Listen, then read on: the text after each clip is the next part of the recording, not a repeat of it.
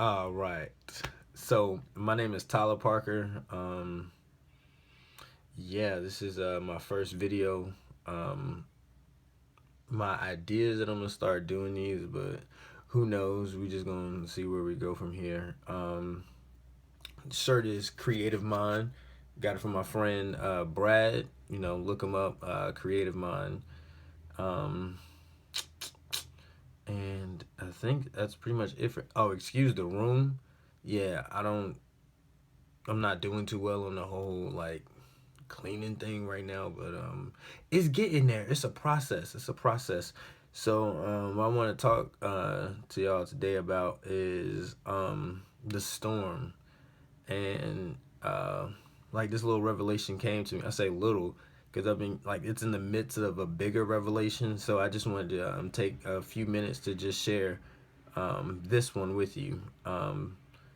And so where I started at was Genesis 1:27. I went to Genesis 2:7 and Genesis 3:14 and also Genesis 3:19.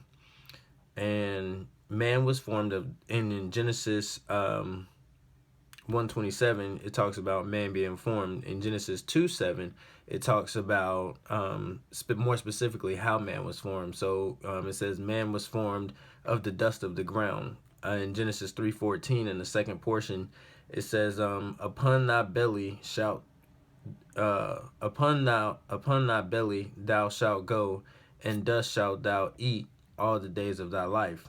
And God's um instruction to man, like the because the blessing was taken off of his life after he and Eve ate the apple, and so he cursed man. And in the curse, in the third part of it, um he said, for dust thou art, and dust thou shalt return. And a part of this revelation was dealing with Satan and how he maneuvers to devour those who he can. And if Satan is on the ground, then since we come from the ground and the ground we shall return, then where does that put us if we return to the ground? And me and my sister were talking about it, and we were talking about like faith is like walking on air. I was like walking on a line, like a high rise line across like buildings, or it's like bungee jumping, because it's like you're in the air, and it's this feeling of falling because it's beyond your control.